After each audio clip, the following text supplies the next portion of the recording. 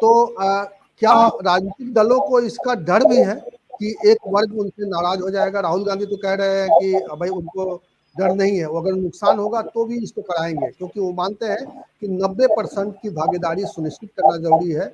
सभी चक्के काम करने चाहिए, सभी व्हील्स काम करने चाहिए, डबल इंजन नहीं, वो कह रहे हैं कि सारे इंजन काम करने चाहिए, और इसलिए ये जनगणना बहुत जरूरी है। देखिए माननीय भवेश जी, राहुल गांधी जी जो बार बार कह रहे हैं कि जातिगत जनगणना सेंसस होके रहेगा, उसके पीछे दो तीन एक बहुत ही महत्वपूर्ण कारण है, वो संवैधानिक कारण है। कि देखिए 21 में जातिगत जनगणना होना थी, सेंसस होना था। 2021 में कोविड के कारण वो नहीं हो पाया। तो अब 31 के चुनाव को ध्यान में रखते हुए 26 से पहले जातिगत जनगणना होना कंपलसरी है, ये निश्चित रूप से होगी। और राहुल गांधी जी को ये संवैधानिक रूप से इसकी जानकारी हो चुकी है, इसीलिए इस विषय को लेकर बहुत ज्यादा आक्रामक हो रहा है कि हम करा के रहेंगे, हम बमक रहे, हम करा लेंगे, हम ये सब करेंगे।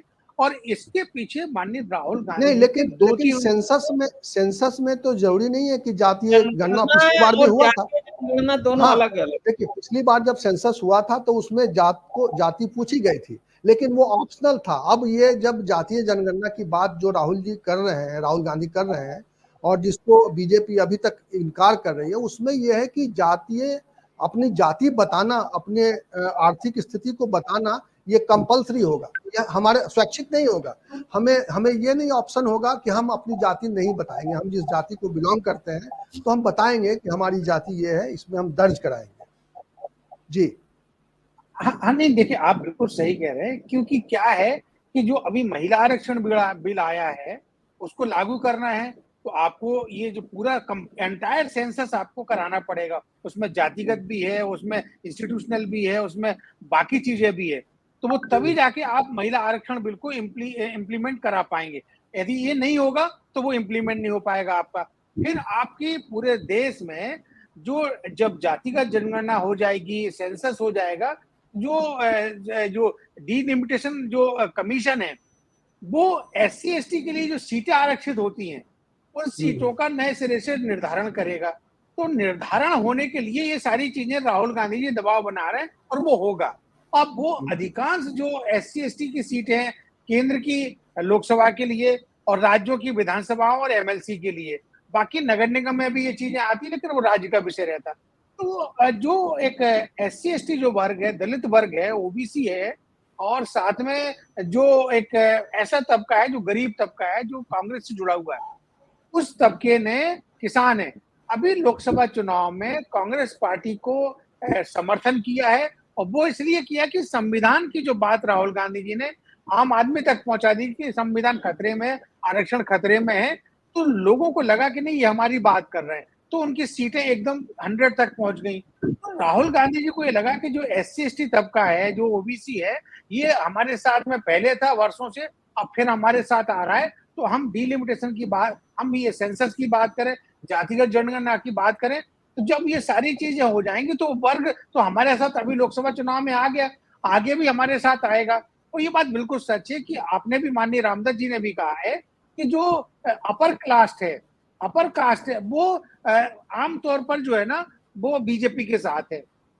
बीजेपी की और संघ की अपनी एक रणनीति रहती है कि जो SC ST में भी लोग हैं, जैसे कि जाटव है, जाटव कभी बीजेपी के साथ नहीं जाएगा, लेकिन यदि खटीक है या और भी उसकी दूसरी कोई कास्ट है, तो उनको वो स्लाइस के रूप में निकालने का काम करते हैं और उनके साथ कर लेते हैं। देखिए जैसे माननीय राष्ट्रपति बने थे रामनाथ कोविंद जी, वो भी दूसरे, वो जाटव से नहीं आते। तो बीजेपी RSS के पास में बहुत माइन्यूटली अध्ययन है, जैसा कि शुरुआत में रामदास जी ने भी कहा था। तो उसी के अनुरूप जो है ना, वो इस तरह की रणनीति बनाते हैं। तो राहुल गांधी जी को जब लगा कि नहीं, हमको तो इसमें लाभ हो रहा है, लोकसभा चुनाव में लाभ हो चुका है, तो हम इसको प्रभावी तरीके से उठाएं। और वो देखिए लगातार वो SC ST के बीच में जा रहे हैं, जैसे आपने भी प्रयागराज का सुनाया, वो भी वही बात कर रहे हैं जिस बात से उनका वोट बैंक बढ़ेगा। तो बढ़ने के लिए राहुल गांधी जी सारे उपक्रम कर रहे हैं। नुकसान तो कांग्रेस पार्टी को तो नहीं होने वाला है इससे, क्योंकि वो उन्हीं की बात कर रहे हैं। अभी सुप्रीम कोर्ट का जो डिसीजन आया वो आरक्षण वाला, वो भी कहीं ना कहीं इस सेंसस से जुड़ा, ये जातिगत जनगणना से जुड़ा हुआ रहेगा वो। तो राहुल गांधी जी को लग चुका। अब बात आती है माननीय नरेंद्र मोदी जी की और बीजेपी की और आरएसएस की। देखिए, माननीय मोदी जी को या बीजेपी ये कोशिश में थी कि राहुल गांधी जातिगत जनगणना के विषय पर लीड ना ले पाए, उनको क्रेडिट ना मिले कि हमने विषय उठाया और अब हमने करा दिया। हालांकि 3 विषयों पर सरकार और बीजेपी बैक हो चुकी है, चाहे जातिगत जनगणना का मामला हो या 2 विषय और। तो बीजेपी ने धीरे से ये बात जो है ना आरएसएस के माध्यम से मार्केट में, पब्लिक के बीच में चलाई है कि ये अब धीरे धीरे जमीन तक जाएगी। तो ये मैसेज जाएगा कि राहुल गांधी के कहने पर नहीं किया है, ये आरएसएस के लोग चाहते थे, हम चाहते थे, इसलिए हमने किया। कभी जेपी नड्डा जी ने इसका विरोध किया नहीं है, कभी अमित शाह जी ने इसका विरोध किया नहीं है, मोदी जी ने कभी कोई खुलकर इसके बारे में विषय रखा नहीं है। लेकिन ये बात जरूर है, माननीय मोदी जी ने लगभग 100 इंटरव्यू चैनल्स को और अखबारों को दिए थे लोकसभा चुनाव के दौरान। तब उन्होंने जरूर कहा था कि ना तो आरक्षण खत्म होगा, ना संविधान को कोई खतरा है, मेरे जीवित रहते हुए ये नहीं होगा। लेकिन इसके बावजूद भी राहुल गांधी जी आज भी संविधान की बात कर रहे हैं, आज भी वो आरक्षण की बात कर रहे हैं। तो सिर्फ इसलिए कर रहे हैं कि राहुल गांधी को वो एक ऐसी चाबी मिल गई है, जिस चाबी के माध्यम से वो नेता विपक्ष बन गए हैं और उसी चाबी के माध्यम से वो सत्ता तक पहुंचने का प्रयास करेंगे। ये सर्वमान्य सत्य है भारत के संदर्भ में कि एससी एसटी वो वर्ग है जिसके माध्यम से, जिस मतदान यदि जिसके पक्ष में जाता है, सत्ता की चाबी उसी के वोटों के सहारे मिलती है। तो राहुल गांधी जी को लग चुका है, अब पूरा एंटायर जमीन तक पहुंचाने का वो काम कर रहे हैं। राज्यों में भी देखिए, तो राज्यों में भी यदि कोई विषय आता दलित का, एससी एसटी का, तो जो राज्य की उनकी इकाई है, चाहे मध्य प्रदेश के संदर्भ में करें या दूसरे राज्यों के संदर्भ में, बहुत प्रभावी तरीके से उस विषय को वो लोग जनता के बीच में ले जाने का प्रयास करते हैं और उठाते हैं। विरोध प्रदर्शन करना, सीएम हाउस का घेराव करना, या जो भी उनका अपना आंदोलन के तरीके रहते हैं वो करते हैं। तो ये ओवरऑल राहुल गांधी जी को। अब जहां तक जो बीजेपी की लाभ हानि की बात है, तो देखिए, क्योंकि राहुल गांधी लंबे समय से विषय को उठा रहे हैं, तो इसमें बीजेपी को तो लाभ होने की स्थिति नहीं लगती है। लेकिन कास्ट सेंसस या वो जातिगत जनगणना जब कराएंगे, तो उनके लोग, आरएसएस के लोग जमीन तक इस बात को कहेंगे कि हम करा रहे हैं। लेकिन जो बात राहुल गांधी जी की नीचे तक पहुंच गई है, वो अभी चुनाव तो है नहीं लोकसभा के, अभी तो 3 राज्यों के विधानसभा चुनाव है, 4 राज्यों के भविष्य में। तो वहां पर वो कितना असर करेगा, उसके बाद ही सारी चीजें स्पष्ट हो पाएंगी। लेकिन ये बात बिल्कुल सच है। नहीं, बिल्कुल आप सही कह रहे हैं कि क्रेडिट लेने की होड़ भी है कि अगर जातीय जनगणना का सवाल आता भी है, इसको कराने की जरूरत पड़ती है, तो भी मतलब सत्ता पक्ष ये सोच रहा है कि इसका क्रेडिट कहीं राहुल न ले जाएं, क्योंकि ये मुद्दे उठा चुके हैं। लेकिन हम लोग देख चुके हैं कि जातीय जनगणना के सवाल पर जिस तरह से 2024 के चुनाव में कांग्रेस और बाकी जो उनके साथ इंडिया गठबंधन के दल है वो मुखर थे, ये बहुत बड़ा एजेंडा नहीं था, लेकिन जहां बातें होती थी तो वो जातीय जनगणना के पक्ष में अपनी बात रखते थे। दूसरी तरफ प्रधानमंत्री नरेंद्र मोदी बार बार इसको कहते थे कि जातियों में बांटने की कोशिश हो रही है, और वो इसका सीधा सीधा अर्थ ये है कि वो जातीय जनगणना के पक्ष में नहीं थे। और वो ये भी कह रहे थे कि हम समाज को सिर्फ 4 वर्गों में, 4 जाति में बांट के देखते हैं, ऊंचा, नीचा, महिला और युवा। तो उनका अपना एक क्लासिफिकेशन है। हाँ, किसान। तो उनके लिए जाति कुछ और था, और वो एक तरह से इनकार करते रहे हैं कि जातीय जनगणना के पक्ष में नहीं है। तो ये भी जनता जानती है, और ये जब सवाल आएगा कि भाई ठीक है, संघ के दबाव में या संघ के आगे इनिशिएट करने पर बीजेपी तैयार हो गई है, तो खैर वो तो क्रेडिट की बात तब आएगी। मैं जानना चाहता हूँ रामदत्त जी आपसे, ये सवाल सामाजिक सवाल भी है, जिसका असर अगर राजनीतिक है तो बहुत बड़ा इसका असर समाज में भी है। जो एक चिंताएं हैं, ये भी चिंता है कि समाज में अगर जातियां बनी रही अलग अलग, इस तरह से बहुत ज्यादा कठोर विभाजन रहा, और जातियों को लेकर एक बहुत ज्यादा वो उस तरह से जो पहले होता था, उसकी वजह से एक रूरल एरियाज में हम देखते रहे हैं कि एक टकराव भी देखने को मिलता है। क्या आपको लगता है कि ये वो चीज फिर जिंदा हो जाएगी, या समाज में एक ये अच्छा संदेश देने के साथ ये कोशिश किया जा सकता है कि उनको इंसाफ दिया जा रहा है, इसके लिए उनको चुना गया है, और जिसकी जितनी भाई कांसीराम भी कहते थे, जिसकी जितनी जनसंख्या उस पर उसका उतना हक। तो ये इसको आप कैसे देखते हैं, सामाजिक पहलू क्या है इसका?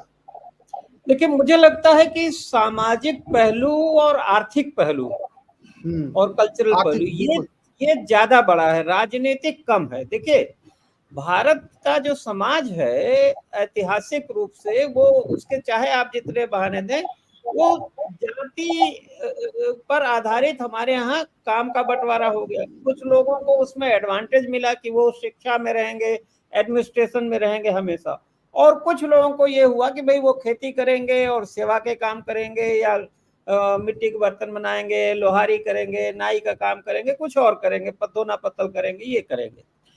तो मेरा ऐसा मानना है कि अगर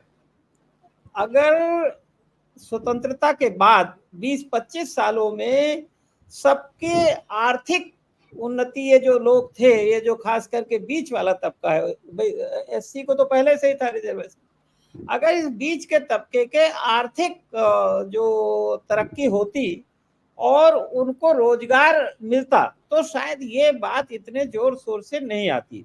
प्रॉब्लम यह है कि हमने उनके रोजगार के सारे साधन नष्ट कर दिए। देखिए खेती जो है अब अनइकोनॉमिकल हो गई है। जो लोग खेती में लगे हैं भाई, यही चाहे आप मौर्य ले लीजिए, अहिर यादव ले लीजिए, कुर्मी ले लीजिए, जाट ले लीजिए, जो जातियां खेती किसानी में लगी थी वो खेती अनइकोनॉमिकल हो गई है। उसके अलावा जो उनके पेशे थे कि भाई वो कोई लोहार था, कोई बढ़ई था, कोई कुम्हार था, वो पेशे भी हमने खत्म कर दिए इंडस्ट्रियलाइजेशन से। तो अब जब औद्योगिकरण से हमने ये सब खत्म कर दिया, सारा प्रोडक्शन सेंट्रलाइज्ड हो गया, हमने उनके हाथ से उत्पादन के सारे औजार और साधन भी छीन लिए, तो अब लोगों को ये लगता है कि भाई सरकारी नौकरी और सरकारी जो कल्याणकारी योजनाएं हैं, अब पीएम हाउस मान लीजिए मिलना है, या जो भी वजीफा मिलना है, स्कूल में एडमिशन होना है, तो बहुत सारा तो हमारे पास और कोई क्राइटेरिया नहीं। इसीलिए संविधान ने कहा कि भाई जो अदर सोशली बैकवर्ड क्लासेस हैं उनके लिए आप दे सकते हैं। तो अब अगर आप उनको देना है तो हमें संख्या तो पता होना चाहिए ना। बेसिक सवाल ये है कि अगर आपको संख्या नहीं पता है तो ये जो वेलफेयर स्कीम्स में आप कैसे उनका हिस्सा तय करेंगे, चाहे वो जमीन का पट्टा हो, चाहे वो मकान हो, चाहे वो वजीफा हो, चाहे वो पेंशन हो।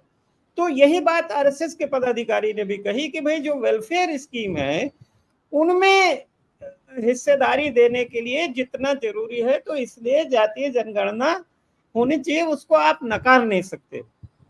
हाँ, इसके साथ साथ ये जरूर मुझे लगता है कि इन वर्गों के लोगों को अब ये जरूर रियलाइज करना होगा कि खाली सरकारी नौकरियों और सरकारी स्कीमों में, वेलफेयर स्कीम में आरक्षण से या हिस्सेदारी से काम नहीं चलने वाला है। क्योंकि पिछले 2 दशक में हमारी जो सारी इकोनॉमी है वो पब्लिक सेक्टर से जाके प्राइवेट सेक्टर में चली गई।